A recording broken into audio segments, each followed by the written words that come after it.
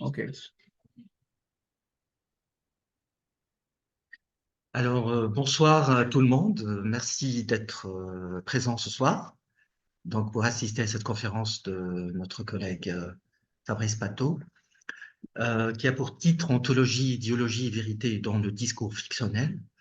Donc, cette conférence sera donnée dans le cadre de ce que j'organise depuis quelques semaines, en parallèle avec la publication de la revue Al-Mukhatabat, qui est une revue trilingue de philosophie, surtout orientée plus vers la logique, la philosophie des sciences, mais aussi avec tout ce qui relève de la pensée philosophique et de la pensée épistémologique de façon générale. Donc, c'est dans ce cadre que se fait cette conférence ce soir. Et c'est un espace de dialogue, de discussion et de savoir aussi. C'est un espace de formation destiné à nos doctorants maghrébins, africains. Et bien sûr, c'est un espace aussi ouvert à tout le monde, à tous les doctorants et chercheurs, jeunes chercheurs, aux chercheurs confirmés du monde entier. C'est pour permettre un petit peu de se rencontrer. Pour ça, j'ai appelé ça rencontre d'Al-Mukhatabat, c'est-à-dire des rencontres en parallèle de la publication de la revue, pour permettre à des chercheurs, à des doctorants, à des jeunes issus de différentes sociétés, de différentes cultures, de se rencontrer et de débattre, de discuter entre eux. Voilà, donc je te remercie Fabrice d'avoir accepté ma proposition, mon invitation de venir parler ce soir. J'espère que ça va pas être trop fatigant pour toi, Non, mais et non, non. j'espère que ça va être vraiment intéressant pour tout le monde et surtout pour nos étudiants. On a au Maghreb, dans des départements de philo, au Maroc, en Algérie, en Tunisie, ou dans des pays africains. Ça va aussi leur permettre un petit peu d'être au courant des actualités de la recherche dans le domaine des sciences sociales, et notamment de la philosophie, etc. Donc, le thème d'aujourd'hui est intéressant parce il relève un peu du champ de la philosophie, mais aussi de la littérature. Donc, ça va être intéressant pour beaucoup de monde, j'espère, et ça va peut-être rassembler beaucoup de chercheurs. Donc, je te donne la parole, Fabrice, pendant Ok. 45 minutes, 50 Ok. minutes. Après, on essayera de discuter avec toi un peu. Ok. Voilà. Merci. Merci beaucoup. Non, mais je suis très content de pouvoir parler sur ce sujet. Donc, merci à l'Université de Téhéran. Merci aussi à la revue Al-Mukhatabat et merci à Hamdi d'avoir organisé cela. Donc, je vais parler de la notion d'ontologie et de vérité pour le cas du discours fictionnel. En fait, Euh, ce qui m'a conduit à envisager ce problème, en fait, c'est qu'il y a tout un tas de questions de type logique et sémantique qui se posent à propos du discours scientifique ou du discours ordinaire et qu'on peut facilement appliquer au cadre du discours de fiction.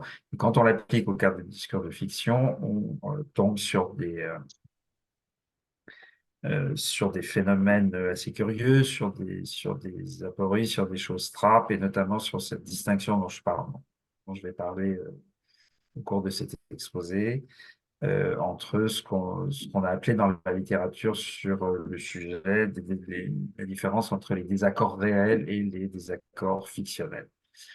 Donc, ça va être divisé en trois parties. Je vais d'abord présenter ces notions d'ontologie et d'idéologie.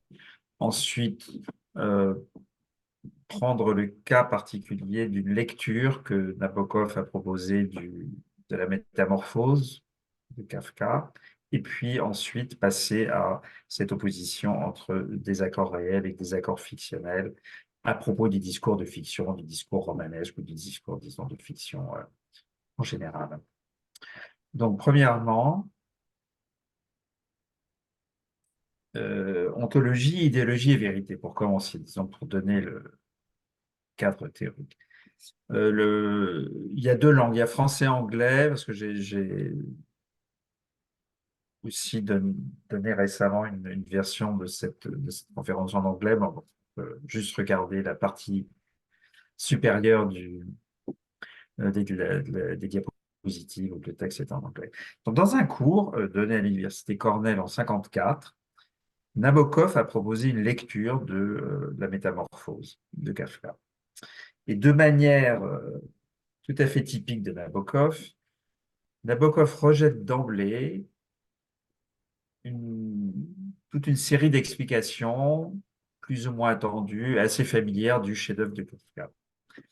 Les explications de type sociologique, de type historique, mais également de type religieux ou mystique. C'est une lecture notamment qui a été défendue par Max Brod, l'ami personnel de Kafka, et plus ridicule que tout du point de vue de Nabokov, la lecture psychanalytique. Car Nabokov, chacun sait, trouvait que la psychanalyse relevait du charlatanisme, et donc il y a des choses assez drôles et assez méchantes contre la lecture psychanalytique de Kafka. C'est assez amusant. Enfin. L'un des points cruciaux sur lesquels ces explications sont en désaccord, toutes ces explications rejetées par Nabokov, l'un des points cruciaux sur lesquels ces explications sont en conflit concerne la chose qu'est devenue Grégor Samsa dans son sommeil. Il est devenu quoi? Et cela induit deux genres de questions. Premier genre, quelle est la chose, l'objet ou l'être qu'est devenu Grégor Samsa dans son sommeil? Ou dans le jargon philosophique, quel nouvel objet ou entité fait partie de l'ontologie de la métamorphose, ce qu'on appellerait dans le jargon philosophique l'ontologie de la métamorphose, l'ontologie dans le livre de Kafka. Et un deuxième genre de questions, quelles sont les qualités ou les caractéristiques de cet objet? Ou encore, quels concepts peuvent être appliqués à l'objet, à la chose, à l'être qui est devenu Grégor Samsa dans son sommeil? Et toujours dans le jargon philosophique, quelles propriétés, quels concepts font partie de ce qu'on appellerait l'idéologie de la métamorphose? Euh, J'emprunte en fait à Quine ces deux notions, d'ontologie et d'idéologie. On les trouve dans des articles de Quine qui datent de la fin des années 40 et du début des années 50, mais c'est une distinction qui est assez familière pour les lecteurs de Quine. Évidemment, ces deux notions, elles s'appliquent à proprement parler aux théories et elles doivent être comprises en termes d'engagement. Ils font, par conséquent, dans ce contexte hérité de Quine, distinguer deux genres d'engagement, de commitment, pour reprendre le terme Quine, l'engagement ontologique et l'engagement idéologique. On pourrait dire la chose suivante en première approximation, disons pour éviter trop de technicité. L'engagement ontologique, c'est quoi? L'engagement ontologique, dans ce texte célèbre de 48, Quine dit la chose suivante. Une théorie est engagée vis-à-vis des entités auxquelles les variables liées de la théorie doivent pouvoir référer de manière que les affirmations de la théorie soient vraies, et seulement à ces entités. Comme ça qu'il définit cette fameuse notion d'engagement ontologique. Attendez, je me suis trompé, excusez-moi. Dans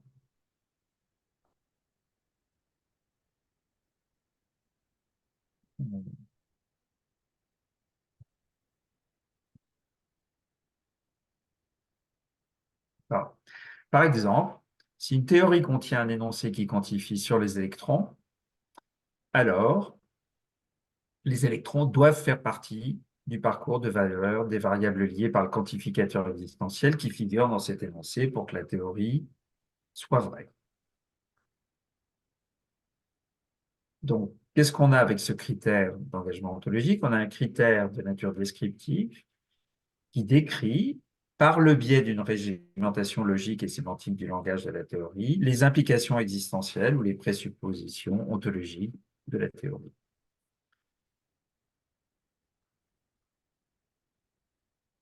L'engagement idéologique, maintenant, Quine nous dit la chose suivante dans un court article de 51, mais quelque chose qu'il a repris par la suite. Une théorie est engagée idéologiquement à tous les prédicats et à tous les concepts exprimables dans le langage de la théorie, et seulement à ceux-là. Okay, donc, on a deux niveaux d'engagement, le niveau ontologique et le niveau idéologique. On a, une fois de plus, un critère de nature descriptive, mais, et là, il y a une difficulté avec cette notion d'engagement idéologique telle qu'elle est traitée par Quine, mais on n'a pas, à strictement parler, une régimentation du langage de la théorie qui nous permette d'extraire directement ses implications ou ses présuppositions, comme dans le cas ontologique, où tout se révèle grâce à cette notion d'engagement, pour le cas des objets, de manière parfaitement transparente. C'est une difficulté sur laquelle je ne vais pas commenter parce que ça pourrait faire l'objet d'une autre conférence, mais c'est une difficulté inhérente à la position de Quine. Donc la question de savoir comment mettre à plat cette notion d'engagement idéologique est extrêmement délicate. J'y reviendrai très brièvement par la suite, mais sans essayer forcément d'être à tout prix fidèle à Quine, à la lettre ou à l'esprit. Donc, ce que je voulais faire pour le moment, c'était noter cette différence entre engagement idéologique et engagement ontologique et noter à ce propos deux choses. Premièrement, en ce qui concerne l'engagement idéologique, il faut distinguer deux cas. Il y a le cas des propriétés. Pour obtenir un analogue parfait de l'engagement ontologique, pour le cas donc, de l'engagement idéologique, il faudrait envisager la quantification sur les propriétés des objets qui sont révélés par le premier critère. Et deuxièmement, il y a le cas des concepts. Donc, que l'analogie entre engagement ontologique et engagement idéologique soit parfaite, les deux engagements ne peuvent pas être indépendants l'un de l'autre. Ils peuvent se faire, peuvent être, pardon, indépendants l'un de l'autre, puisqu'il peut se faire que le concept des objets révélés par le premier critère ne soient pas exprimables dans le langage de la théorie.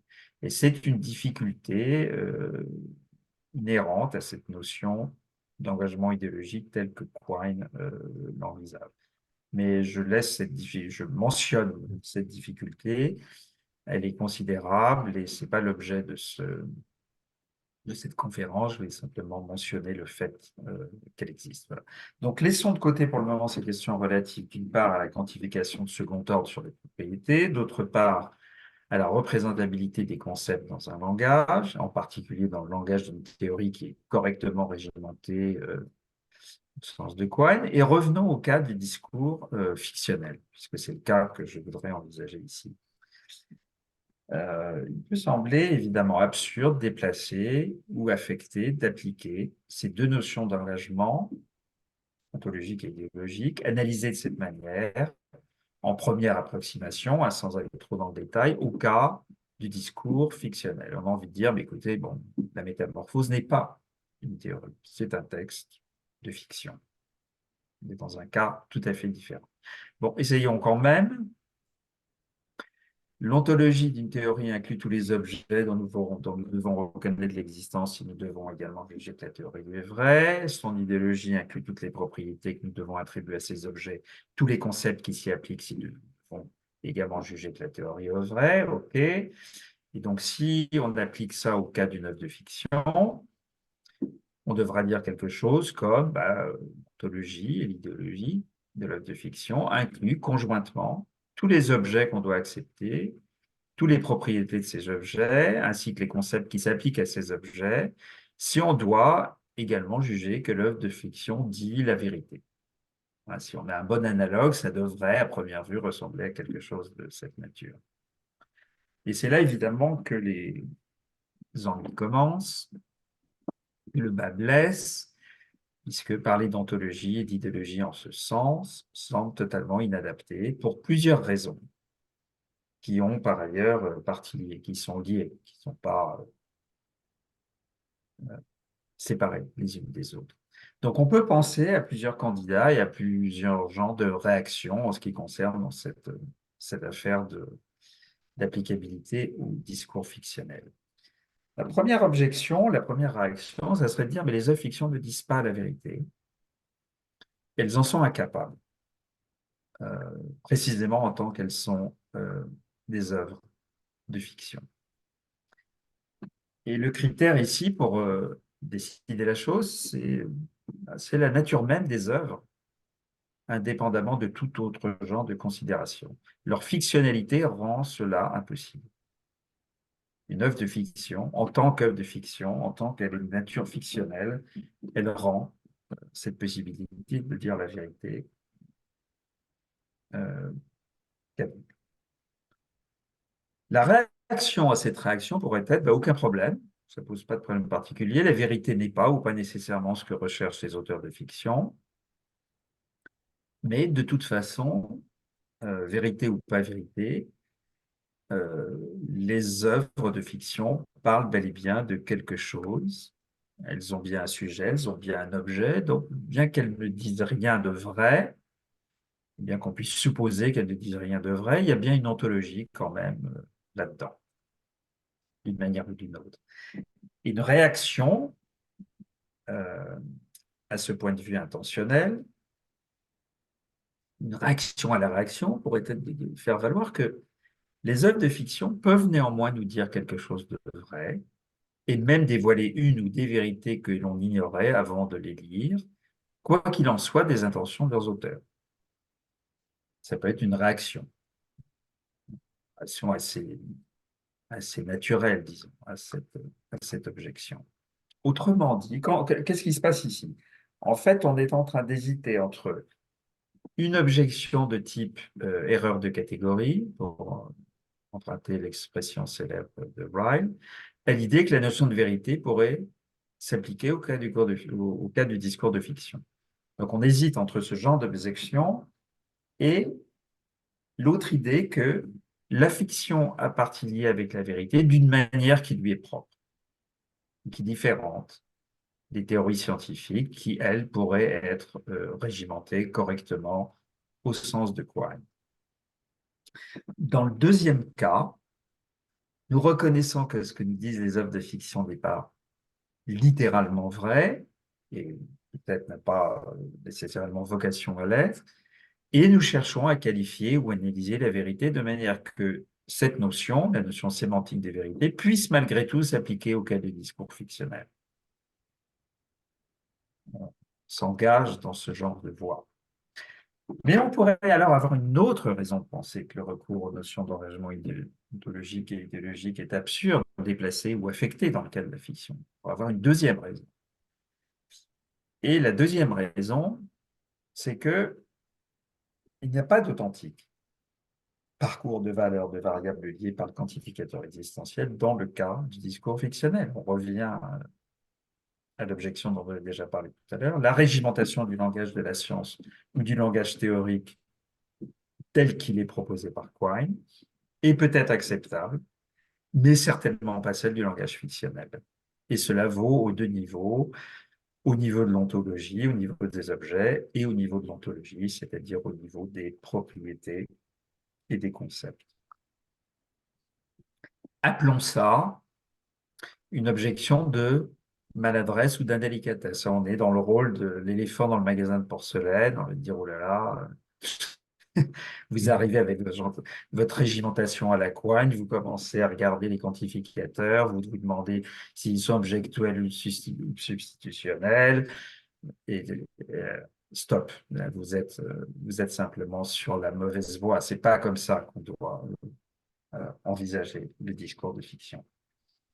Donc, ce que je voudrais faire maintenant, c'est avec ces notions d'engagement ontologique et idéologique et l'opposition entre vérité tout court et vérité littérale et vérité fictionnelle, gardant ces deux oppositions en tête, revenir au cas de Nabokov comme cas, disons, comme cas d'étude. Okay. Donc là, je voudrais maintenant parler du Grégor de Nabokov. Comment Nabokov s'en tire avec cette affaire de transformation de Grégor dans la métamorphose.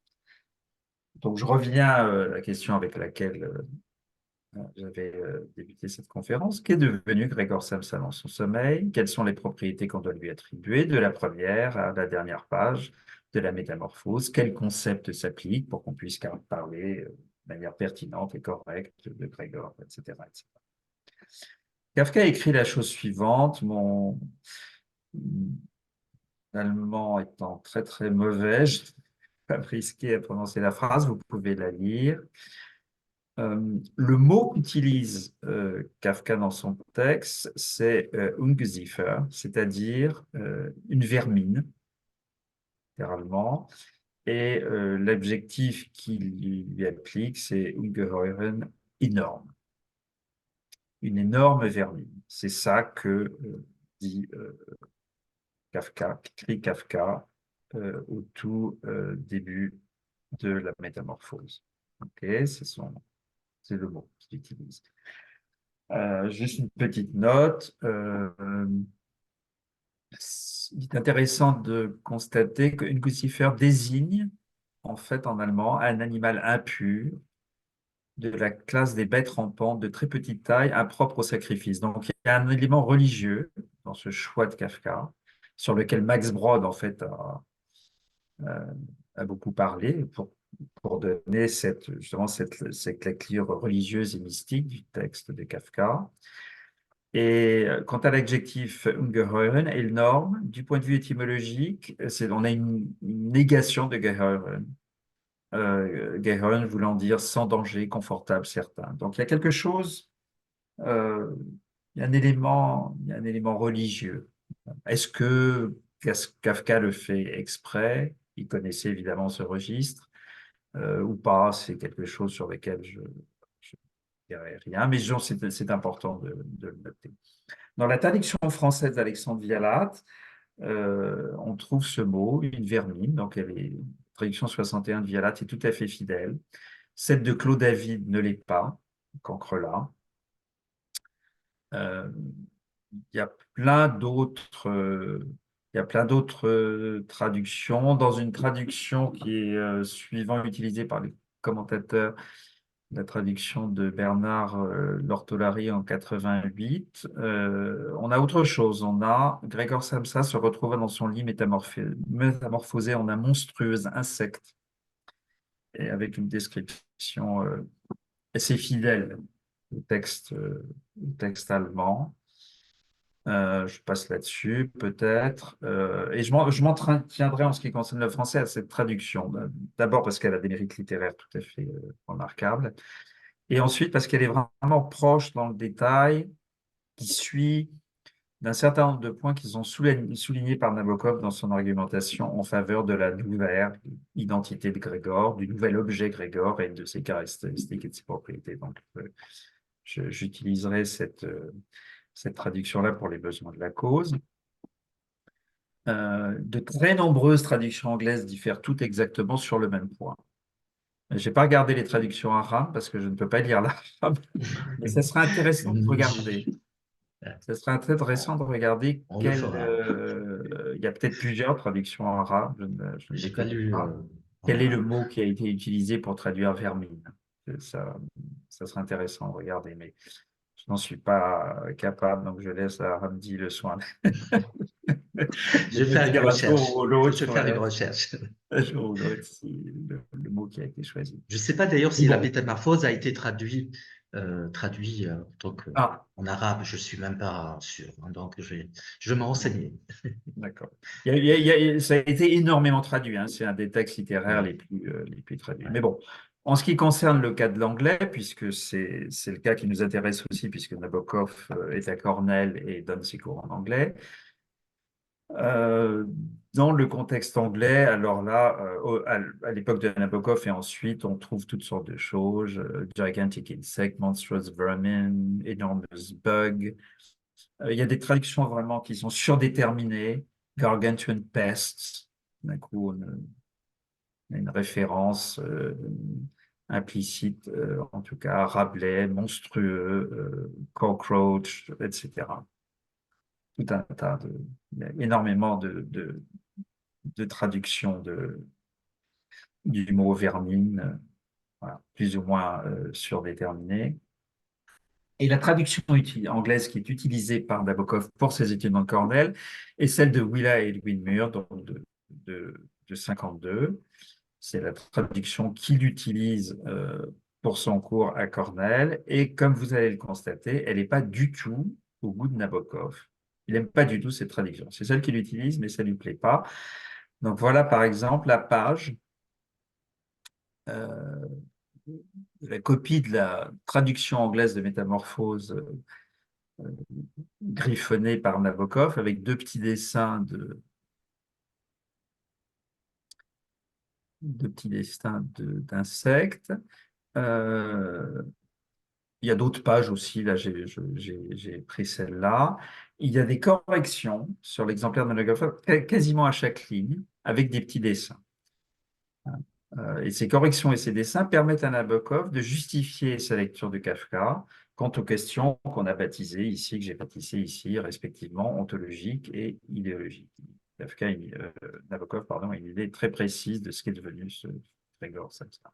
Et Nabokov conclut de sa lecture des premières pages du chapitre que la vermine dans laquelle Grégor s'est trouvé soudainement transformé appartient à la branche des invertébrés aux pattes articulées, à la branche des arthropodes.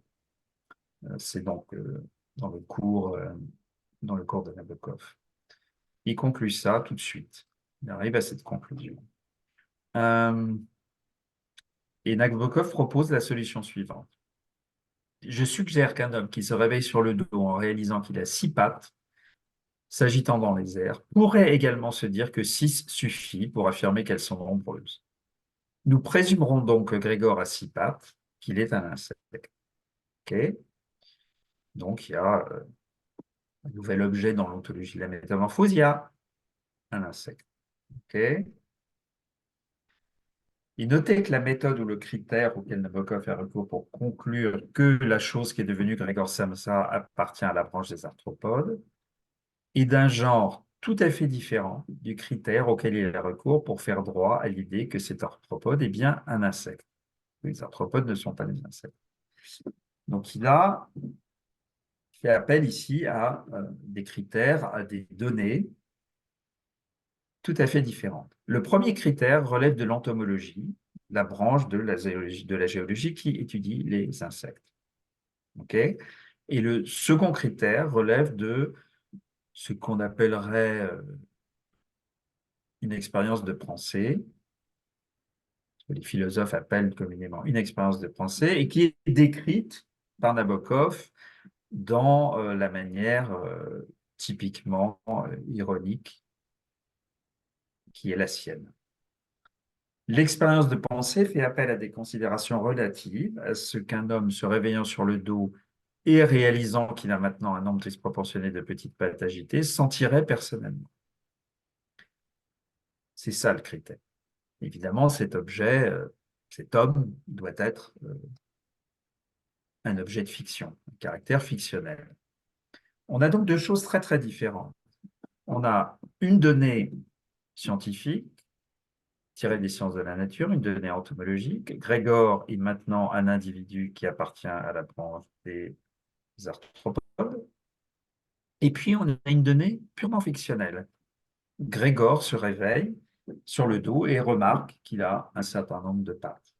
On a deux données, deux critères, deux données, deux éléments tout à fait différents. Et donc, quelque chose de tout à fait curieux se passe ici dans la manière dont Nabokov exprime les choses et avance sa lecture de la métamorphose de Kafka. Le Grégor fictionnel que Nabokov prend à témoin pour conclure que Grégor est devenu un insecte, plutôt qu'un autre genre d'arthropode comme, disons, un crustacé ou un tribolite, n'est pas à la lettre le Grégor fictionnel de Kafka. Il y a une bizarrerie dans sa lecture. Est-ce que là c'est petit, est-ce que c'est lisible? Le Grégor fictionnel de Kafka remarque allongé dans son lit qu'il a de nombreuses petites pattes lamentablement grêles, dans la traduction française de l'ortholari.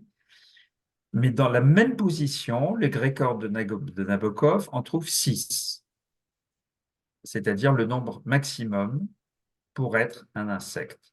Donc Nabokov est en train de rajouter quelque chose qui n'est pas littéralement dit dans le texte, à savoir que Grégor, ou ce qu'il est devenu, a implicitement compté ce nombre de pannes dans une sorte de situation contrefactuelle générale. Il conclut, Grégor, ce que conclurait n'importe quel être dans la même situation fictionnelle au moment du réveil. C'est ça que rajoute Nabokov dans sa lecture. Donc on est dans la situation suivante. On a une donnée entomologique, plus une donnée purement fictionnelle de Kafka, plus une considération contrefactuelle de Nabokov à partir des deux premières choses. Okay. Et maintenant, on se demande, quel est cet insecte? C'est quoi cet insecte? Maintenant qu'on sait que c'est un insecte. Et la réponse de Nabokov est la suivante. Grégor Samsa est simplement un gros scarabée. Et comment est-ce qu'on sait qu'il est un gros scarabée? Nous le savons parce que le texte de Kafka nous dit que le corps de Grégor est, je cite Nabokov, convexe des deux côtés sur le ventre et sur le dos et que ses pattes sont petites. Ça, c'est dit littéralement dans le texte de Kafka. Nous savons également que les mandibules de Grégor sont puissantes, qu'elles lui permettent de tourner la clé dans une serrure en se tenant debout sur ses pattes de derrière, etc., etc. On sait que le scarabée est marron, convexe de la taille d'un chien. On sait tout ça. Et donc, j'imagine, dit Nabokov, qu'il ressemble à cela. Euh, la reproduction du dessin n'est pas convaincante, il manque une partie, mais il dessine en fait une espèce de gros scarabée en lui donnant, disons, en indiquant qu'il a grosso modo la taille d'un chien. Donc voilà, c'est ça que Grégor Samsa est devenu dans son sommeil. Et c'est de cette manière que nous sommes conduits, pense Nabokov, à conclure que Grégor est un scarabée et non pas un cafard, contrairement à ce que traducteurs, commentateurs et lecteurs croient faussement. D'un genre spécial évidemment, puisqu'il s'agit dans le cas de Grégor euh, que l'homme projette, comme il dit, et le scarabée agit. C'est-à-dire c'est un scarabée avec une mentalité humaine. Euh, le scarabée a envie d'ouvrir la porte, il a peur de voir son père, etc., etc. Donc c'est ça qu'on a. Donc Nabokov insiste beaucoup sur le fait que la lecture qu'on fait ordinairement de Kafka, pardon, est entièrement fautive. On n'a pas affaire à un cafard, on a affaire à un scarabée, point final. Okay. Et maintenant, je voudrais regarder cette question de l'opposition entre les désaccords réels et les désaccords fictionnels à propos de ce cas particulier de la métamorphose de Kafka telle qu'elle est lue par Nabokov. Et les questions d'ontologie et d'idéologie, évidemment, vont faire surface. On peut avoir donc deux genres différents de désaccords à propos de Grégor. Et ces désaccords portent aussi bien sur ce qu'il est devenu, ça concerne ce qu'on a appelé au départ l'ontologie, qu'à propos des propriétés de ce qu'il est devenu, de ses qualités, de ses caractéristiques, etc.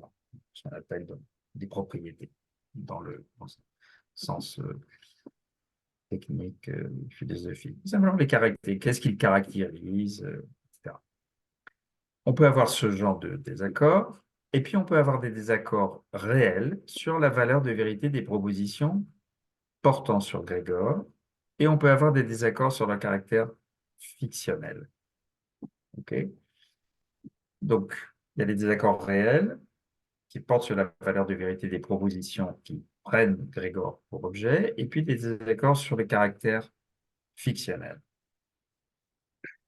Les désaccords réels, c'est comme ça que la chose est discutée dans la littérature, portent sur la valeur de vérité des propositions lorsque cette valeur de vérité est déterminée par des faits réels et tangibles, soit éventuellement à dépend de la connaissance qu'on en a, soit en fonction de cette connaissance, suivant les cas. Les accords fictionnels, eux, portent sur ce que l'œuvre de fiction nous prescrit ou nous enjoint d'imaginer. C'est des accords qui sont très sensiblement différents. Évidemment, le contraste entre les deux genres de désaccord est tout à fait considérable. Note pour la raison suivante, notamment, c'est que les désaccords réels doivent exclure de deux positions incompatibles, au moins une doit se trouver en défaut, alors que les désaccords fictionnels sont au contraire sans faute ou erreur possible. Donc, deux positions, quant aux désaccords fictionnels, peuvent être incompatibles sans que l'une soit nécessairement en défaut. C'est ça la différence entre les deux. C'est comme ça que la différence est présentée, définie et attestée dans la littérature philosophique sur le sujet. Des paramètres aussi divers que les intentions de l'auteur, la qualité de l'écriture, les capacités imaginatives des lecteurs peuvent entrer en jeu dans la notion de désaccord fictionnel. La suggestion qu'on peut faire à ce propos, c'est que bien qu'il n'y ait pas de liste close de prescriptions imaginatives univoques universellement valides, quant à la lecture, par exemple, de la Métamorphose de Kafka ou de n'importe quelle autre œuvre, bien sûr, au moins peut-on en écarter certaines comme erronées, ou tout du moins comme non pertinentes. L'idée directrice, maintenant, ce serait de prendre une décision quant à l'ontologie et l'idéologie de la métamorphose, on va savoir qu'est-ce qu'il y a dans l'ontologie et qu'est-ce qu'il y a dans l'idéologie de la métamorphose, en considérant l'interaction entre les désaccords réels et les désaccords fictionnels à propos de Grégor. Il y a une interaction de ces désaccords dans les discussions sur la question de savoir si la lecture de Nabokov est correcte ou incorrecte. Et maintenant, l'idée, c'est de regarder cette interaction des deux types de désaccords et voir si on peut prendre une décision quant à l'idéologie et l'ontologie de la métamorphose. Okay. Donc, considérons les deux propositions suivantes. La première, Grégor Samsa est un cafard, c'est la lecture ordinaire, ou la plus souvent retenue. Et puis la deuxième, c'est Grégor Samsa est un scarabée. Ça, c'est la lecture que propose Nabokov. S'il y a un désaccord réel à propos de ces deux propositions, un fait doit pouvoir nous permettre d'établir ces vérités, notamment un fait entomologique. Et si ce fait est connu de nous, si on a assez d'informations entomologiques à notre disposition, on peut justifier notre choix entre l'une et l'autre de ces propositions, c'est-à-dire entre Grégor Samsa est un cafard ou Grégor Samsa est un scarabée. Donc, si le fait est connu, on doit pouvoir justifier notre choix entre l'une ou l'autre des propositions. Et si le fait n'est pas connu de nous, si on n'a pas assez de connaissances entomologiques, on devrait pouvoir conclure soit que la première est vraie, soit que la seconde est vraie, bien qu'on soit incapable de décider laquelle des deux propositions est vraie. Okay. Maintenant, s'il y a un désaccord fictionnel à propos de 1 et de 2, il doit porter sur autre chose, il doit porter sur ce que la métamorphose nous recommande, nous prescrit d'imaginer à propos de Grégor. Et donc là, on a un désaccord fictionnel, un désaccord tout à fait d'une autre nature, qui ne concerne pas littéralement, on va probablement parler, la valeur de vérité des propositions 1, 2, mais un désaccord qui porte sur ce que le livre, le roman de Kafka nous recommande, nous prescrit d'imaginer à propos de Grégor. Et le problème que je voudrais considérer ici, c'est que si le désaccord fictionnel exclut radicalement la possibilité de l'erreur, on a envie de dire, bon, bah, le choix entre Grégor est un cafard ou Grégor est un scarabée est une question de goût. Question de goût. Okay. On aura un jugement de goût, peut-être au sens de la troisième critique de Kant ou quelque chose comme ça. C'est une possibilité bon, qu'on pourrait explorer, que je ne vais pas explorer ici. Mais... et la question qui nous intéresse, c'est bon, est-ce qu'on peut imaginer ce qu'on veut à propos de Grégor dans le cas du désaccord fictionnel, de manière que l'ontologie et l'idéologie de la métamorphose soient finalement une question de disposition personnelle à imaginer que Grégor est un cafard plutôt que d'imaginer qu'il est un scarabée. ou inversement, ou même à imaginer quelque chose de manièrement différent. Donc, on imaginera ce qu'on veut, ça peut être des dispositions personnelles, ça peut être les dispositions d'un groupe, ça peut être des dispositions culturelles d'un groupe extrêmement large, il y a tout un tas de variations qui peuvent se glisser là-dedans. On a envie de dire, mais certainement pas. On n'a certainement pas le droit d'imaginer que Grégor est une banane ou une girafe. On ne peut pas imaginer complètement ce qu'on veut. Hein, si quelqu'un vous dit, ah ben oui, tiens, je viens de lire La Métamorphose de Kafka, c'est extraordinaire, il y a l'histoire de ce type qui est transformé en banane, on va dire non, vous avez mal lu La Métamorphose, il y a quelque chose. Enfin, euh, vous seriez un piètre lecteur ou un très mauvais lecteur de Kafka. Bon, j'imagine qu'on est tous d'accord sur le cas de la banane et de la girafe. Euh, euh, mais il reste néanmoins cette question qu'on peut envisager dans des termes plus fins. Est-ce qu'il y a un moyen de circonscrire de manière assez précise ce qui est approprié ou fidèle à la métamorphose en termes de prescription imaginative, de manière à obtenir des désaccords qui, bien qu'ils soient fictionnels plutôt que réels, soient néanmoins mutuellement exclusifs. Et c'est cette question-là à laquelle je voudrais m'intéresser maintenant.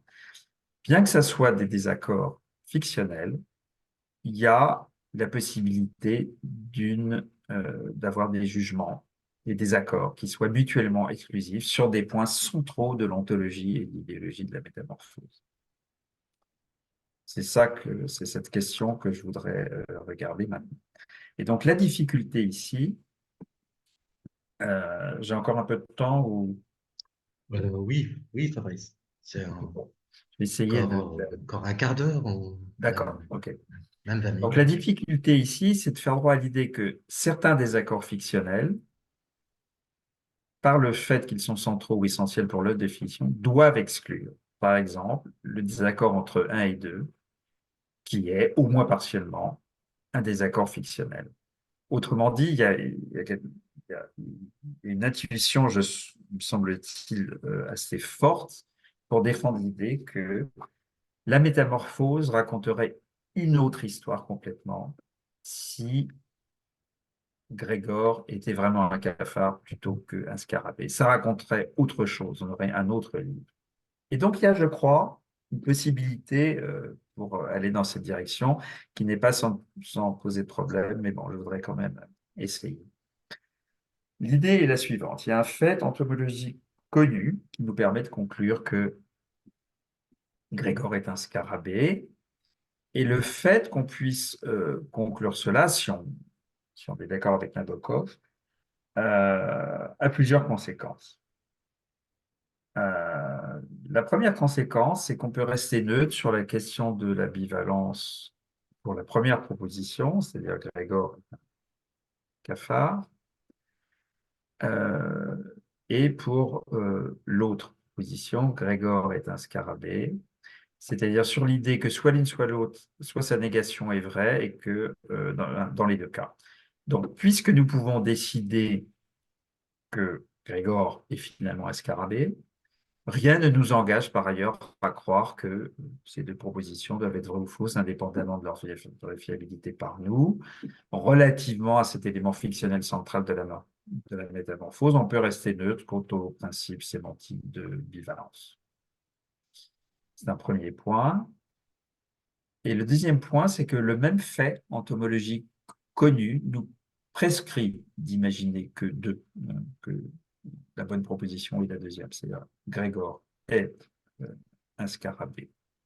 Et le même fait entomologique connu nous permet de conclure qu'un personnage fictif de la métamorphose, la femme de ménage, se trompe en pensant que Grégor est devenu un bousier, c'est-à-dire un type particulier, un scarabée. Donc ça nous permet aussi de prendre des décisions quant à d'autres éléments du roman pour décider si on a quelque chose, la chose qui est présentée, qui est proposée, chose fictionnelle qui est proposée est vraie ou fausse. Et si ce genre de position est tenable, ça suggère qu'il importe peu finalement que le nom propre Grégor soit un terme vide sans référent dans le monde réel. Non seulement relativement des accords fictionnels sans faute ou erreur possible, ce qui semble naturellement attendu et intuitif, mais également relativement à certains désaccords qui excluent certaines possibilités. L'objection, l'objection qui consiste à dire, c'est précisément parce que Grégor est un nom vide que ces deux propositions, puisqu'on a affaire à un être de fiction et que Grégor est un nom vide, c'est précisément pour cette raison que la proposition Grégor est un scarabée et la proposition Grégor est un cafard sont toutes les deux fausses, ou alors toutes les deux ni vraies ni fausses.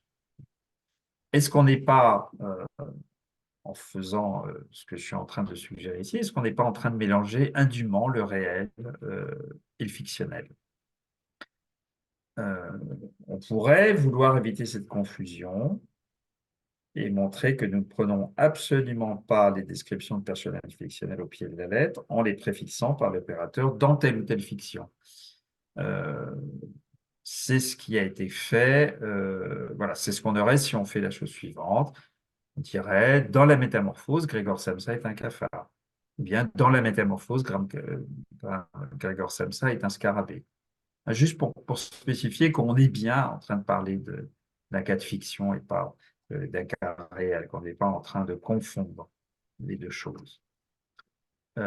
Mais si on suppose, avec David Lewis, que asserter une proposition préfixée par dans la fiction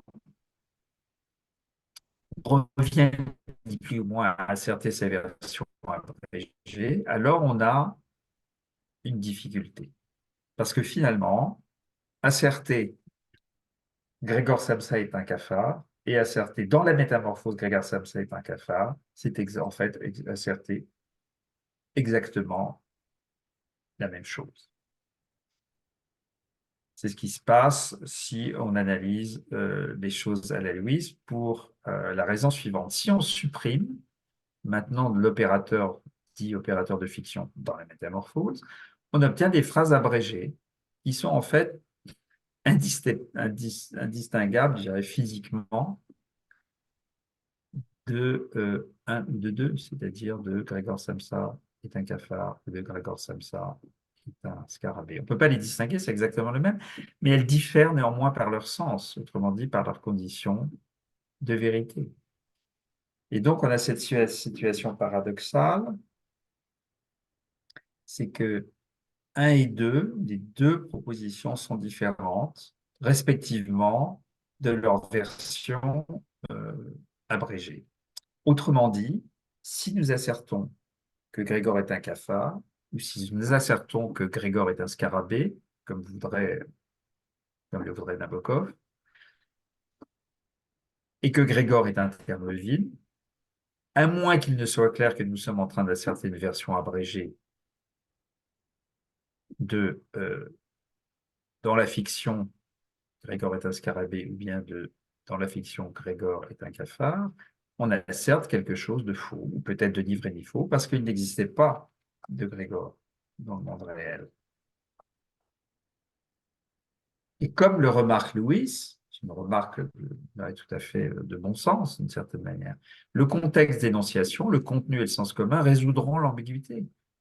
Le contexte pourra dire aux interlocuteurs, aux gens à qui on s'adresse et qui nous répondent, si nous parlons de la fiction ou si nous parlons de la réalité, c'est le contexte qui nous dira, qui nous permettra de faire la différence. Et on saura faire la différence entre Grégor Samsa est un scarabée, bien dans le cas de la fiction, par rapport à Grégor Samsa et le héros malheureux d'un roman de Kafka. Dans le premier cas, quand on dira Grégor Samsa est un scarabée, pardon, on sera bien dans un cas où on aura éliminé l'opérateur de fiction, et il est clair qu'on est en train de parler d'un être fictionnel, qu'on a l'intention d'en parler, c'est une intention qui se manifeste dans la conversation, et que ça, c'est en opposition à une assertion du genre « Ah ben oui, Grégor Samsa est le héros malheureux d'un roman de Kafka », où là, on parle de la réalité, on parle de Grégor Samsa, on dit quelque chose de vrai à propos de Grégor Samsa, et on est dans un contexte où on a une proposition dont on peut affirmer et déterminer qu'elle est vraie. Mais le problème, en fait, qu'on envisageait avant est différent. Le problème est d'argumenter en faveur de la lecture de Nabokov, c'est-à-dire de Grégor Samsa est un scarabée, étant donné que aussi bien Grégor Samsa est un cafard que dans la fiction, Grégor Samsa est un cafard, sont toutes les deux réfutables, sont toutes les deux fausses. Et en un sens, ça implique bien sûr qu'on lève également l'ambiguïté, dans ce cas-là, entre le cas où il affirmait que Grégor est un scarabée, ou dans un cas fictionnel, et celui où il est affirmé que Kafka a voulu que ses lecteurs imaginent que Grégor est un scarabée, ce qui est, si Nabokov a raison dans sa lecture, et on a affaire à la réalité et non pas à la fiction. Donc la difficulté ici, c'est bien sûr de se défaire de l'idée que puisque les désaccords fictionnels ne sont pas mutuellement exclusifs, aucun traducteur, commentateur ou lecteur ne parle jamais du même Grégor, sinon par un pur effet du hasard. Si n'importe qui peut imaginer soit que le personnage est devenu un scarabée, soit qu'il est devenu un cafard, le terme vide Grégor, on va dire, renvoie dans la fiction espèce de référence infra-fictionnelle à différents objets avec différents propriétés selon qu'ils figurent dans la première proposition ou dans la deuxième. Et Nabokov a une manière très radicale de régler le problème de savoir pourquoi il faut imaginer que Grégor est un scarabée plutôt que Grégor est un cafard. Et l'idée générale que suit Nabokov, sur lequel il ne donne pas les détails, il n'a pas un style argumentatif, mais l'idée générale qu'il suit, c'est que si Grégor était un cafard, non seulement on aurait une autre histoire, une autre fiction, mais on aurait une autre histoire, on aurait une autre fiction qui serait beaucoup plus faible. Et donc, il y a ici,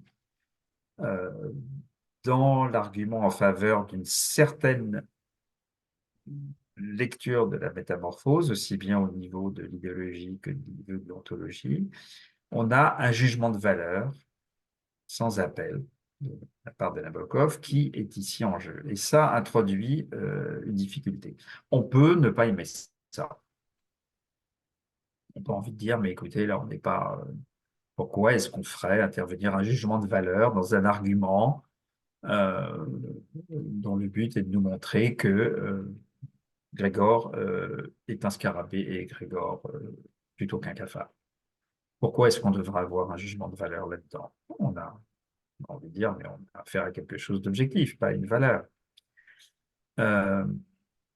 Et Updike, dans sa préface au cours de Nabokov,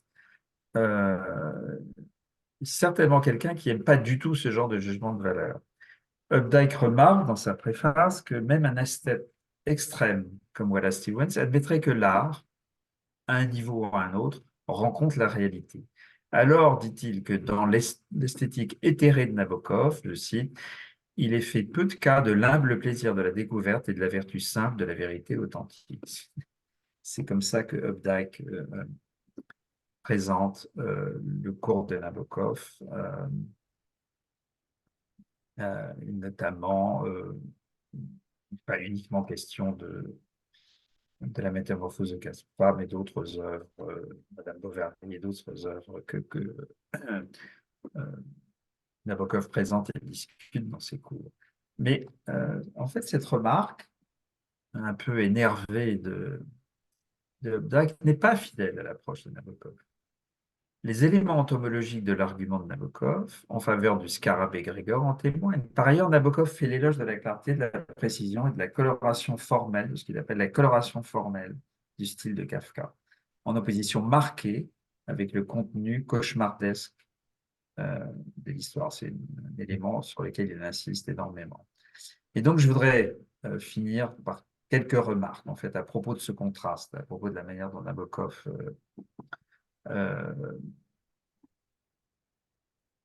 continue d'argumenter en faveur de sa lecture, mais avec cette notion de valeur littéraire supérieure du texte de Kafka qui rentre en compte.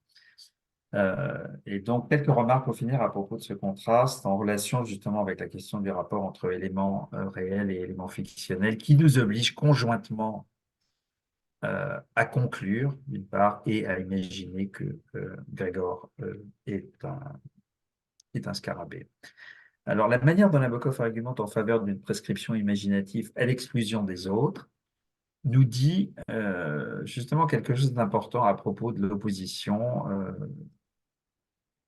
dont elle avait présenté au départ entre des accords réels et des accords fictionnels. Ça nous dit quelque chose d'important. Il y a en particulier un point sur lequel Nabokov insiste beaucoup et qui est laissé de côté dans la discussion, pas dans la discussion littéraire, mais dans la discussion philosophique sur cette question d'ontologie, d'idéologie et de vérité dans le discours fictionnel.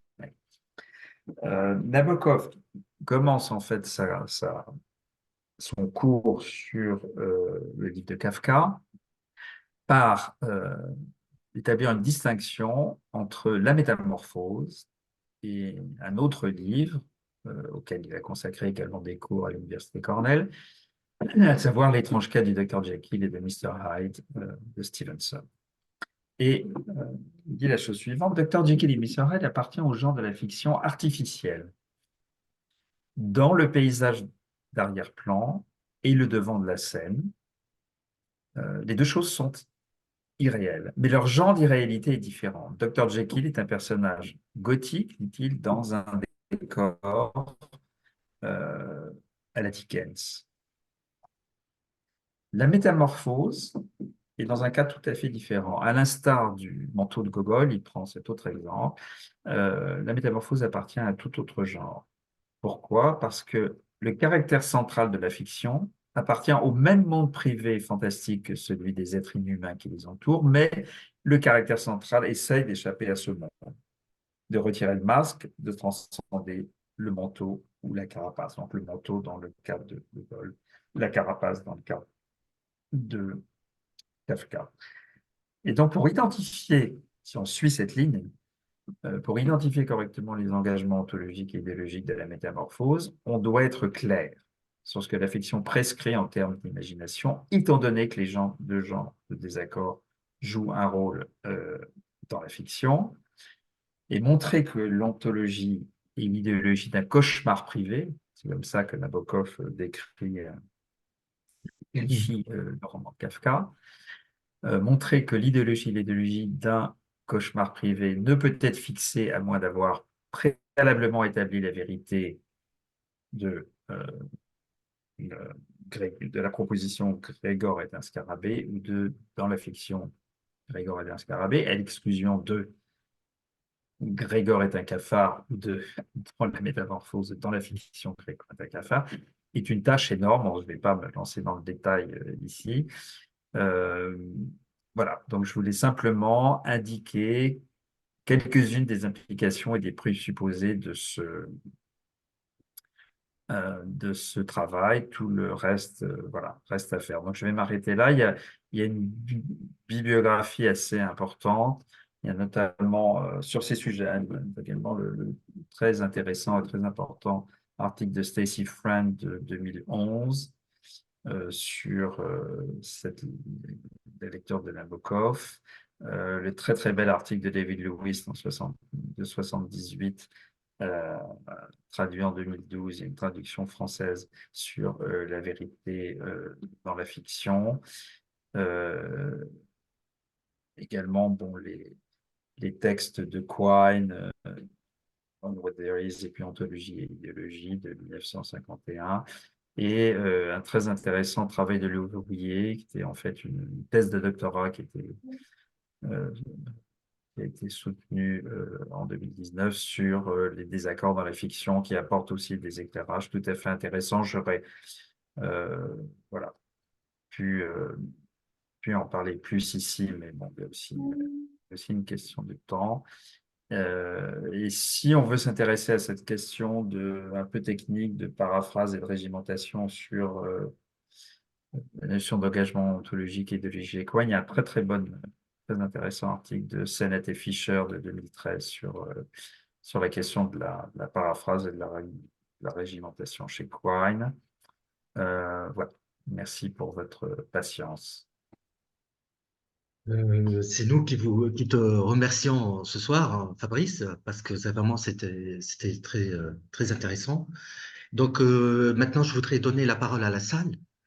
Et donc j'ai devant moi la plateforme et j'évite de toucher aux fonctionnalités n'importe comment. Je voudrais ouvrir les micros des participants pour te poser les questions qu'ils ont te poser. Euh, euh, je sais pas comment je vais procéder.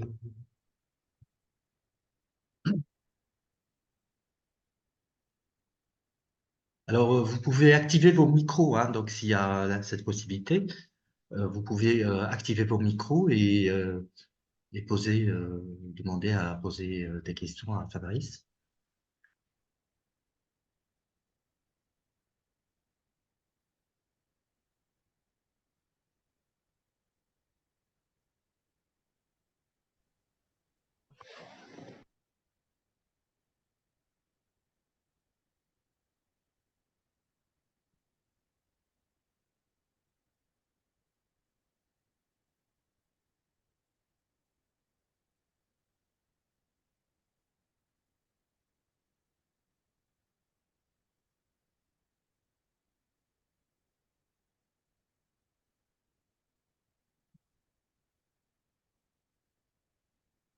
Peut-être, disons, un élément peut-être Mm. qui peut être intéressant dans la discussion. Enfin, c'est pas, je vais pas poser de questions à propos de ma propre présentation. Je crois que l'idée, le concept central dans tout ça, en fait, dans toute cette discussion sur la distinction entre qu'est-ce que c'est que avoir un désaccord réel ou avoir un désaccord fictionnel à propos Mm. d'une œuvre de fiction qu'on est tous en train de lire, c'est la notion de vérité, je crois, qui est en jeu ici. Il y a, je pense qu'on a deux, deux tendances, sortons un peu du cadre purement théorique, mais voyons les choses peut-être d'une manière plus littéraire ou plus sensible. On a, on- d'un côté, on a envie de dire une œuvre de fiction, et c'est ça qui fait sa nature fictionnelle, et c'est ça qu'on aime quand on lit une œuvre de fiction, et c'est ça qui nous prend par opposition à lire un livre de physique, ou un livre de science, ou un livre de philosophie. Mm. On est, on est pris par une histoire, et le fait qu'on nous raconte que les personnages soient fictifs, qu'il arrive à ces personnages tout un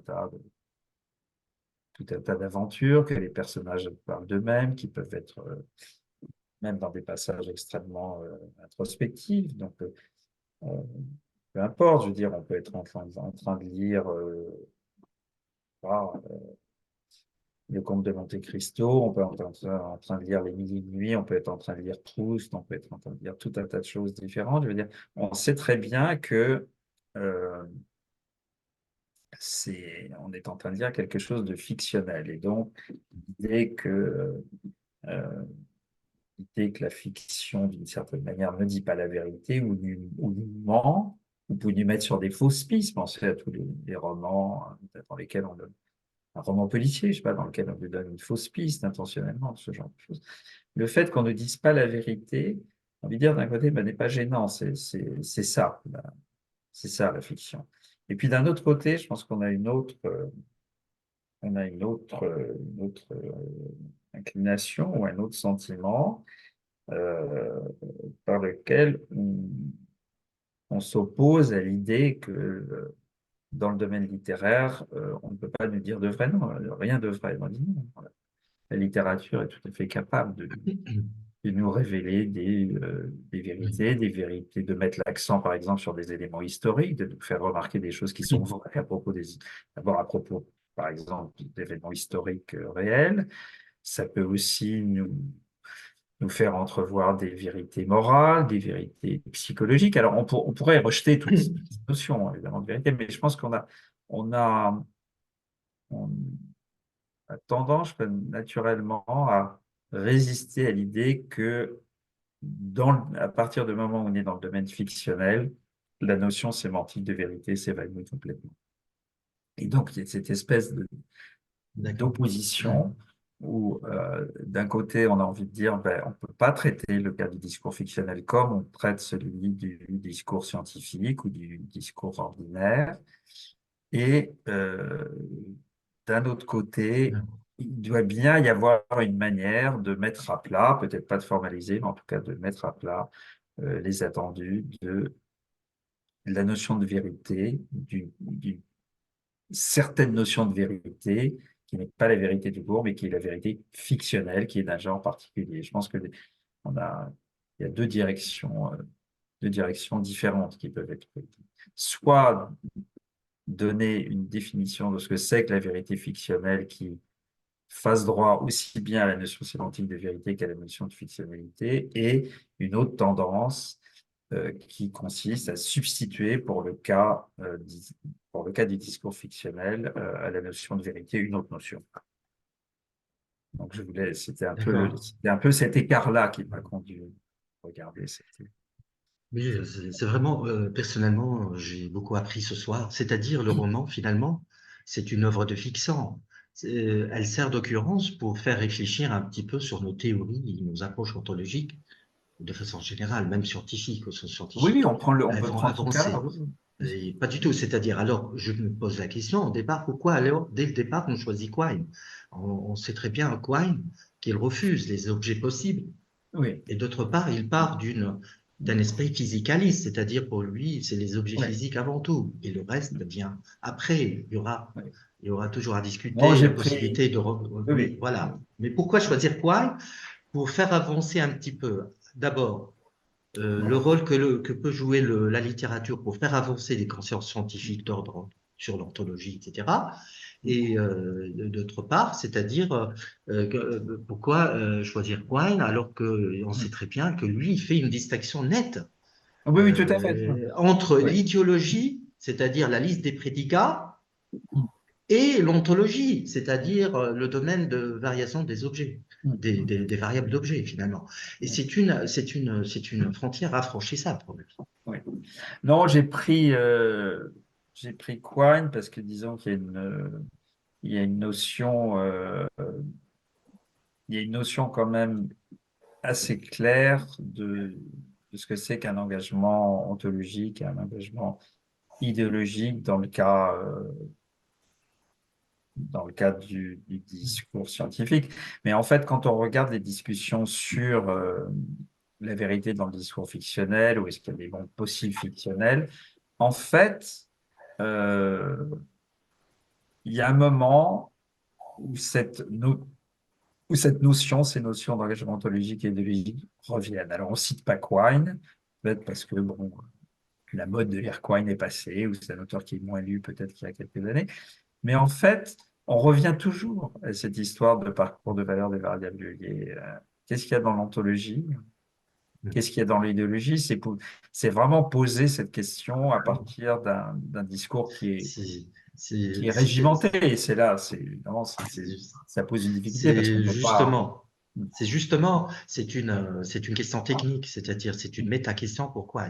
C'est une méta-question qui ouvre sur une ontologie formelle, finalement, parce que on sait très bien que pour Quine, c'est pas comme pour Russell, c'est pas l'être qui vient d'abord, c'est la vérité qui vient d'abord. Donc, c'est la vérité de la théorie. Et là, il fait intervenir l'engagement, parce que si telle théorie dit vrai ou pose comme vrai tel énoncé, alors elle s'engage. Mm. sur l'existence des Mm. objets qui valident finalement ces énoncés. Sinon, elle serait pas. Oui, oui, bien Et sûr. c'est Non, toujours non, le modèle, c'est la science. Et donc, oui, oui. Mais c'est vrai que c'est bien, ça ouvre, mais je pense que peut-être, je pense une stratégie, une autre stratégie consiste à dire finalement que peut-être dans les romans, il y a une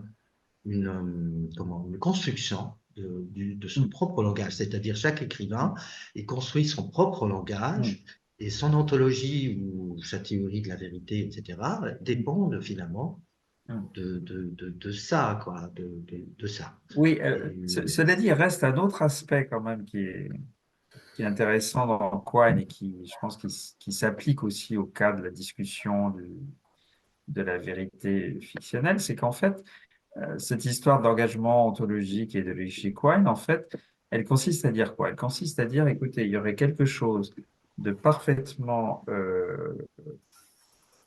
injuste, voire incohérent, à dire qu'une théorie est vraie. Par exemple, que je sais pas, la théorie des particules subatomiques, une question d'électrons, etc., est vraie.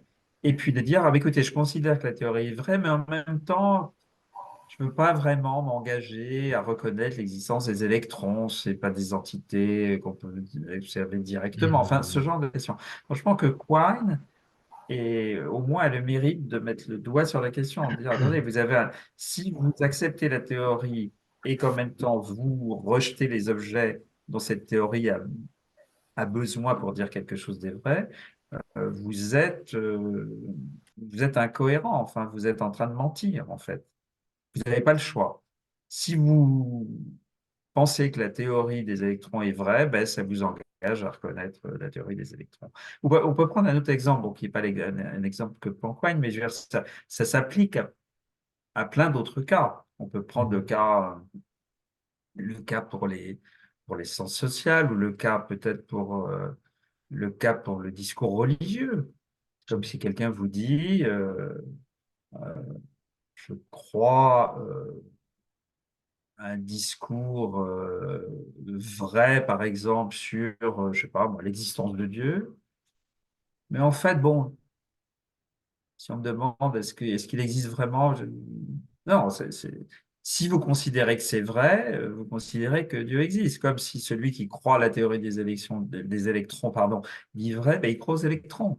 Et, et, et donc, il ne peut pas y avoir pour Quine comment, de double langage. On aurait un double langage.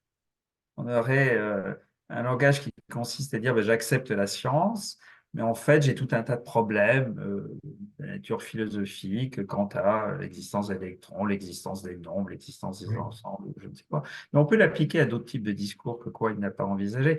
Sans que dans le cas du absolument. discours fictionnel, on a dans les discussions justement sur l'interaction entre les désaccords réels et les désaccords fictionnels, précisément ce genre de choses qui refait surface. Alors généralement, les gens se réfèrent pas à Quine, ils ne font pas rentrer Quine dans la discussion. Je pense qu'il devrait, quand vous vous posez la question de savoir qui est-ce que Grégor est-ce qu'il est un cafard ou est-ce qu'il est un scarabée ou est-ce qu'il est autre chose, et que vous pensez avoir un argument pour montrer, comme le pense Nabokov, pour montrer que c'est un scarabée et pas un cafard, ben vous avez un engagement mythologique, que vous le vouliez ou non. Vous êtes en train de dire, ben dans l'ontologie, la manière correcte de dire quelle est l'ontologie, dans le jargon philosophique, quelle est l'ontologie qu'est-ce qu'il y a dans l'ontologie de la métamorphose?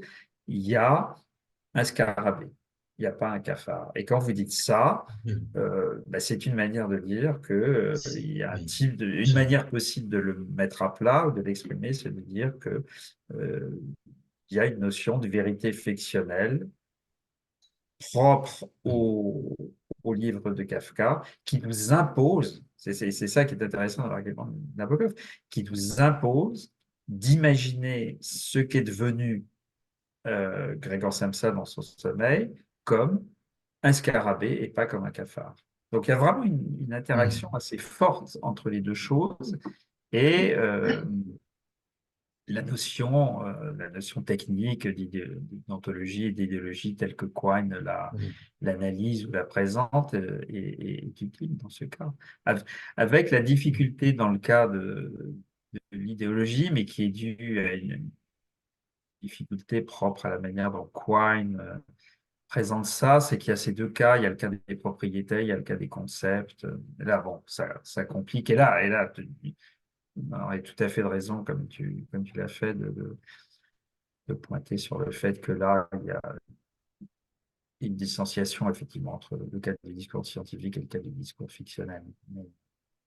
Mais après, bon, il faudrait plus de temps pour mettre à Oui, plat, mais non, mais c'est intéressant. C'est vraiment, ça ce pose que beaucoup de suggérait questions. Émilie. Ça donne à réfléchir sur beaucoup de choses qui sont à la fois dans le champ de la philosophie du langage, de la logique, mais aussi dans la littérature, la façon avec laquelle on aborde structurellement parlant un roman ou une œuvre de fiction. Donc, je donne la parole à Laurent Goffard. Je vous en prie, monsieur. Bonsoir. Merci pour votre exposé.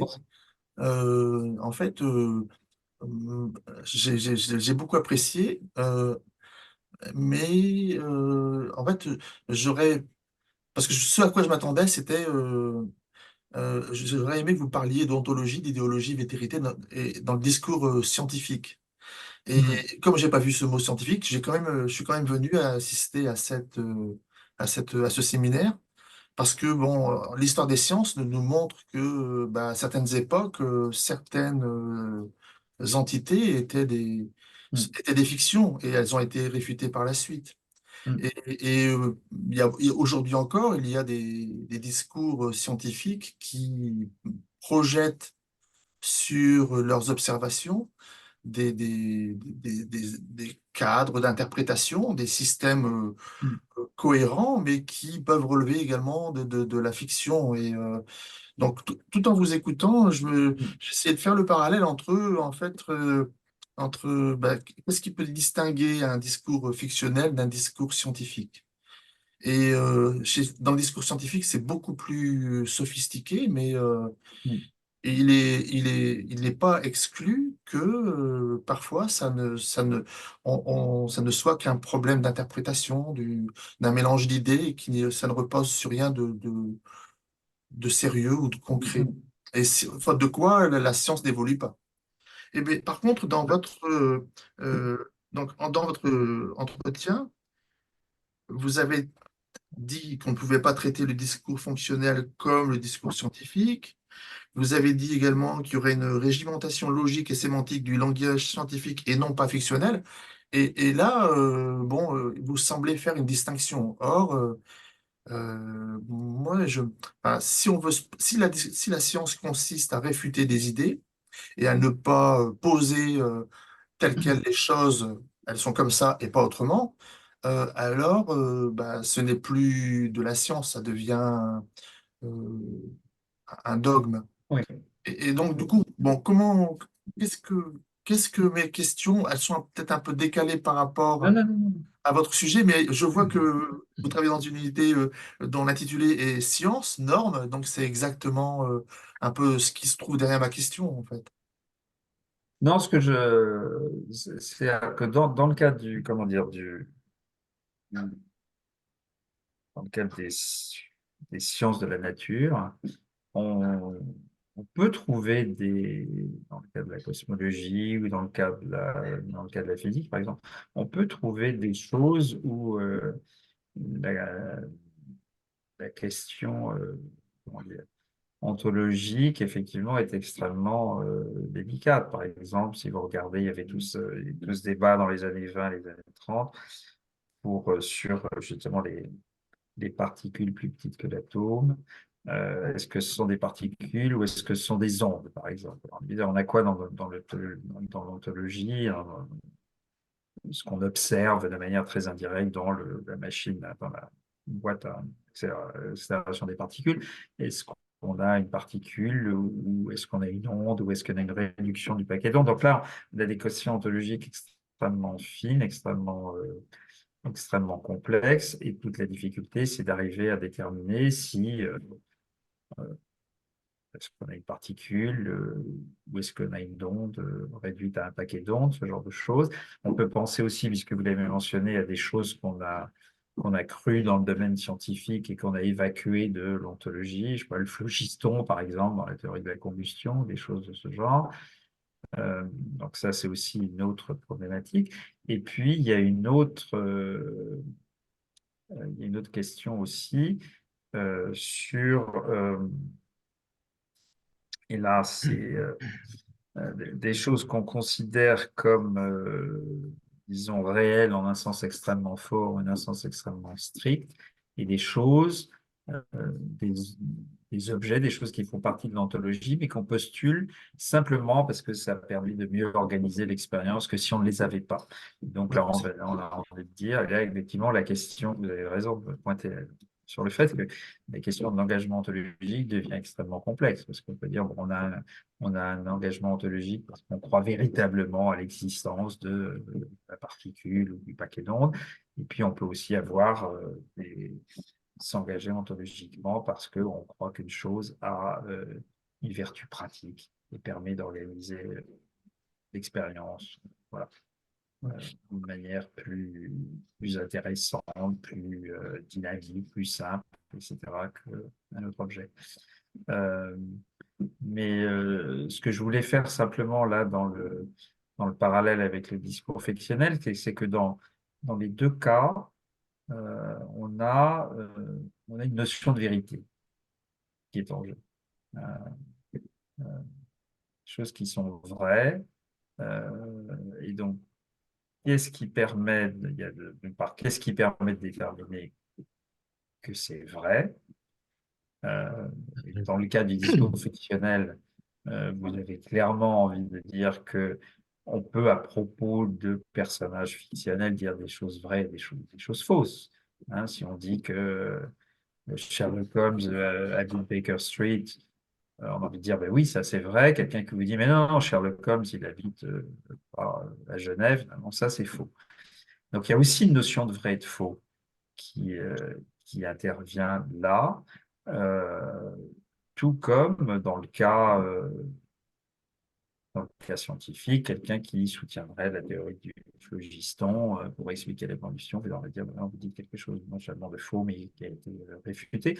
Donc cette notion de vérité ou euh, de, comment dire, de justification en faveur de la vérité ou d'affirmation possible d'une revendication qui se présente comme vraie mais qui s'avère fausse, elles ont un droit de cité dans les deux cas. Et c'est pour ça que cette notion d'ontologie, d'idéologie, je pense, est, est tout à fait utilisable dans les deux cas, avec évidemment comment dire, la restriction euh, dans le cas de l'idéologie ou dans le cas de l'engagement idéologique, en fait, deux choses sont prises à partie dans le cas de Quine. C'est les propriétés, les choses qu'on attribue aux objets qu'on a réussi à dégager, à- à dégager dans le cas de l'ontologie, et puis le cas des concepts. Évidemment, le cas des concepts et le cas des propriétés différents. Mais disons il y a une analogie sémantique ou structurelle dans les deux cas. C'est ça que je voulais utiliser. Et en fait, quand on regarde vraiment la manière dont les gens discutent cette histoire de discours fictionnel et comment faire la différence entre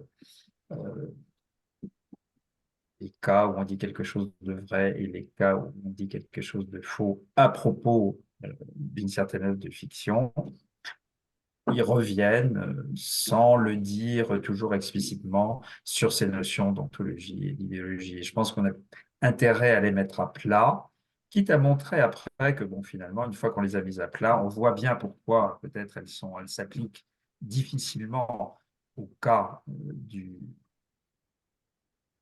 l'analyse sémantique du discours fictionnel en termes de vérité. Mais en tout cas, il faut mettre la chose à plat, je crois, avant de décider que bon, il n'y a pas de notion de vérité fictionnelle. S'il y a une notion de vérité fictionnelle, Euh, elle ne peut pas être entièrement différente de la notion de vérité pour un autre domaine, pour le discours scientifique, pour le discours mathématique. C'est une notion de vérité, c'est une notion sémantique qui est indépendante, je dirais, de la nature du discours auquel elle s'applique. Une réaction, je crois. Monsieur Goffard, je crois, une réaction. Oui, oui, enfin, j'ai plusieurs réactions. En fait, bon, vous avez parlé des sciences de physique et rapidement des sciences sociales. Moi, je pensais aux sciences du cerveau, par exemple, Ah, ouais.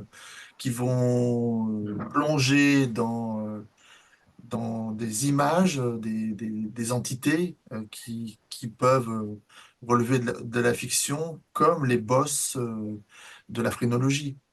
Euh, donc, c'était ça que je Oui, voulais, oui, oui, oui, oui, je comprends bien. Oui, ce à quoi je pensais, parce que le problème, il est contemporain. Il est pas, c'est pas du passé, c'est aujourd'hui. Et en fait, ça mobilise beaucoup de ressources et je pense qu'il faudrait des réflexions approfondies sur ce qui peut distinguer certains discours scientifiques, entre guillemets, pour pas dire pseudo-scientifiques. oui. Après, il y a autre chose que Oui. il y a aussi vous avez parlé des mathématiques, là on est d'accord, enfin, il me semble que ça gravite autour des notions de vrai ou de faux, c'est centré sur ça, en tout cas dans l'état de mes connaissances. Par contre, dans les autres domaines, je me demande si c'est pas une question de distance, euh, plus ou moins proche de ce qui est exact ou plus ou moins proche de ce qui est complètement erroné. Mhm. Donc, plutôt que d'avoir une dichotomie, est-ce que on ne devrait pas essayer de réfléchir sur une sorte d'échelle Oui, oui, il y a une échelle, je pense, mais je ne sais pas si la notion comment la notion de vérité se rapporte à ça, parce que la, la notion, disons, la notion de vérité n'est pas une notion, je dirais, c'est pas une notion graduelle. Non, Il n'y a pas des choses plus ou moins vraies. Euh, c'est non, mais on ça peut. d'ailleurs du question du principe de bivalence, hein. C'est pas ce que je voulais dire. C'est notre distance par rapport, notre discours par rapport à ce qui est vrai. Donc, c'est pas une chose qui est plus ou moins vraie, c'est ce que je dis est Oui, plus ou moins exact.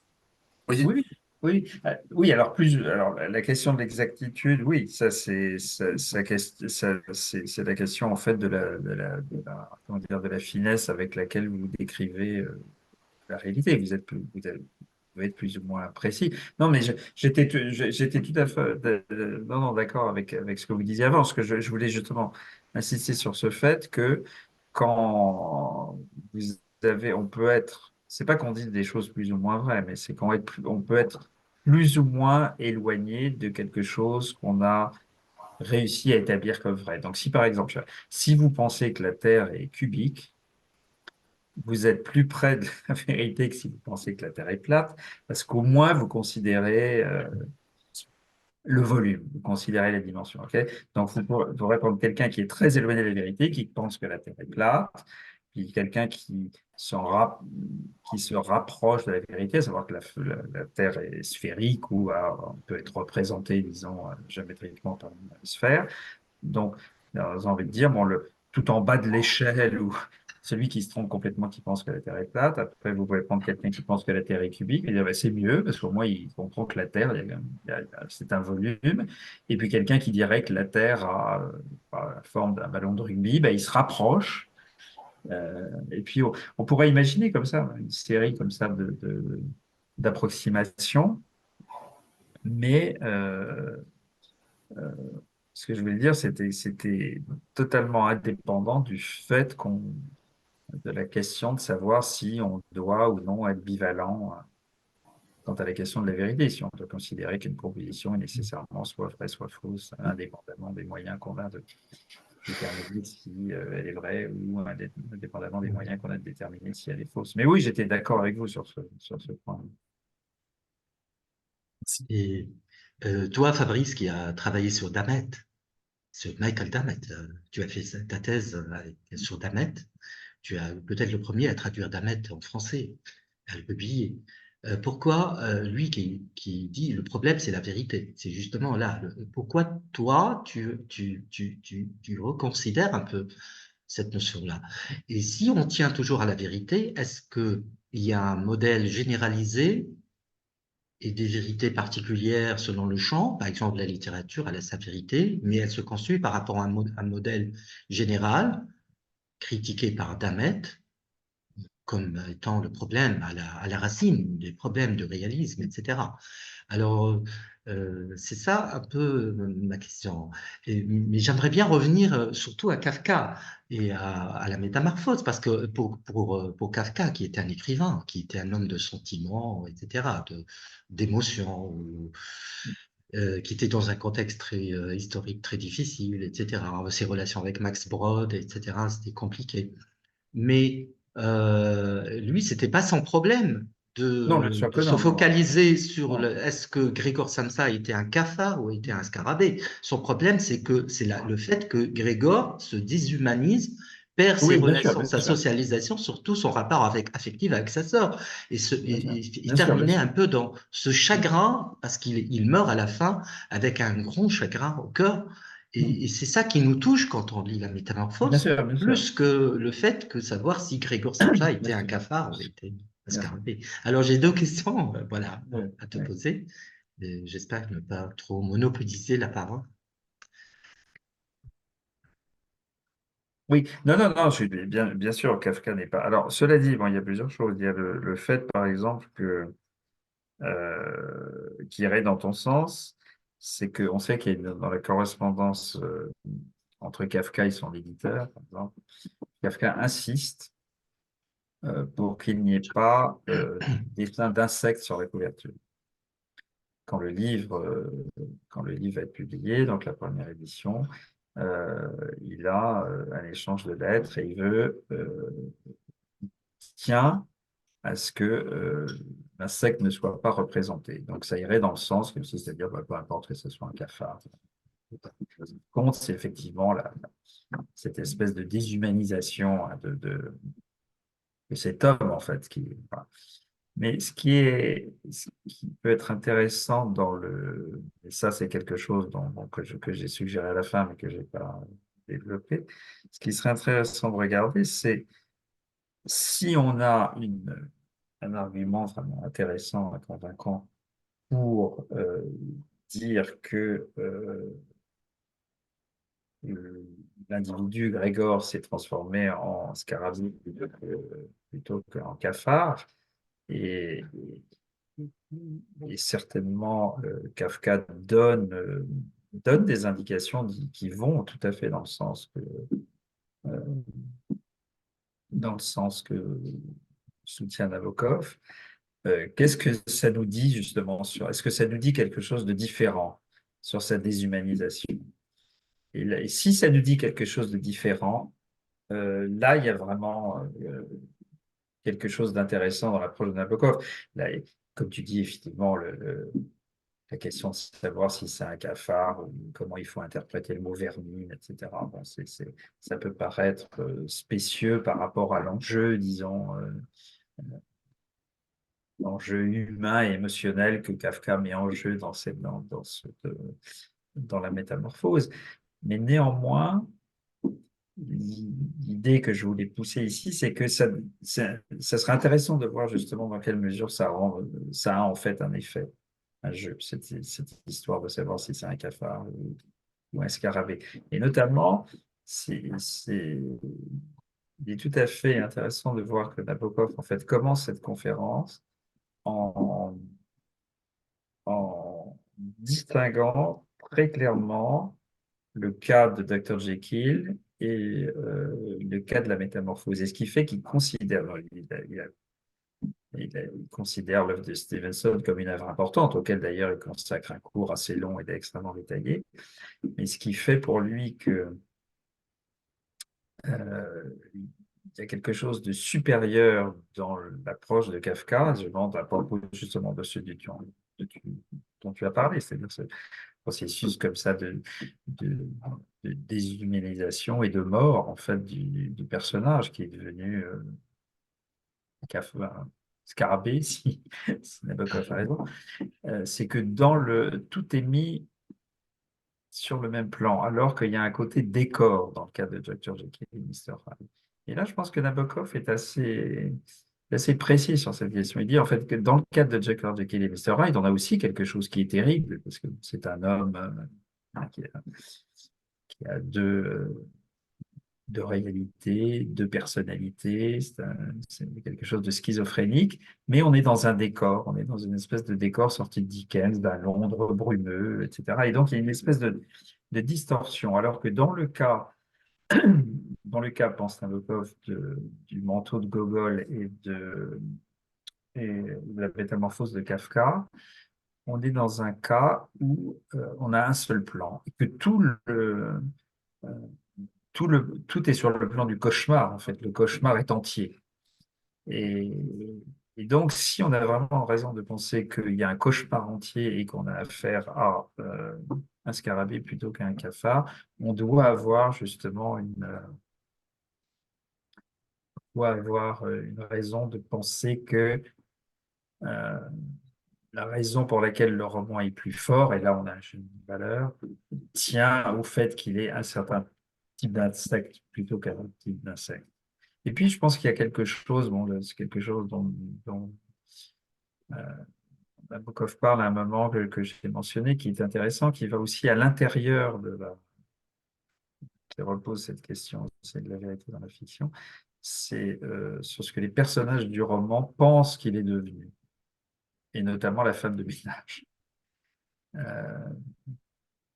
Qui se trompe elle aussi, mais Nabokov, il y a aussi tout un tas de termes qui sont intentionnellement utilisés, choisis par Kafka pour décrire justement la manière dont cette femme, qui a une position subalterne dans cette maison, en fait, est en véritable empathie avec le personnage, d'une manière très maladroite.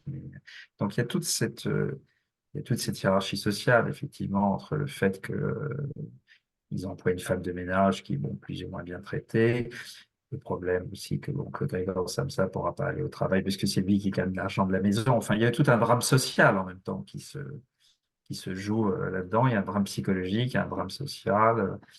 Et, et tous ces éléments combinés font que, à l'intérieur de la fiction, on a envie de dire, bien que Grégor Samsa soit un terme vide, au sens où il n'y a pas de Grégor Samsa, comme on avait dit, dans le monde réel, il y a néanmoins des choses fausses et des choses vraies qui peuvent être dites à son propos. Et ce mélange quant à la question de savoir comment on va déterminer ce qui est vrai, ce qui est faux à propos de ce personnage fictionnel, il y a un mélange extrêmement. On ne voudrait pas qu'il y ait un mélange, on voudrait que ça soit bien structuré, mais il y a en tout cas un appel à des désaccords qu'on appelle les désaccords réels et un appel à des désaccords qu'on appelle les désaccords fictionnels. Et là, c'est l'interaction entre les deux qui est compliquée à mettre à plat. Donc là, j'ai juste donné des pistes. Mais... Alors, s'il y a d'autres questions, la parole est à la salle. Donc, je vous remercie d'être là ce soir pour écouter. Merci Fabrice. On Merci. t'applaudit et Merci on pour remercie. Merci J'ai pour les beaucoup appris. questions. Ça donne vraiment à réfléchir. Comme tu as dit, ça ouvre des pistes. Oui. Bon, j'espère qu'on aura l'occasion d'en reparler, en tout cas. Bien sûr. Merci. Merci à vous tous et allez, je vous dis à très bientôt. On aura bien sûr d'autres rencontres autour de la revue et on invitera bien sûr d'autres conférenciers pour nous ouvrir l'esprit sur des choses, des merveilles comme ça, comme ce soir. Merci beaucoup Fabrice et à très bientôt. Merci à tout le monde. Merci aux Et participants. à bientôt. Au revoir. Merci. Merci, Au revoir. Au revoir. À bientôt.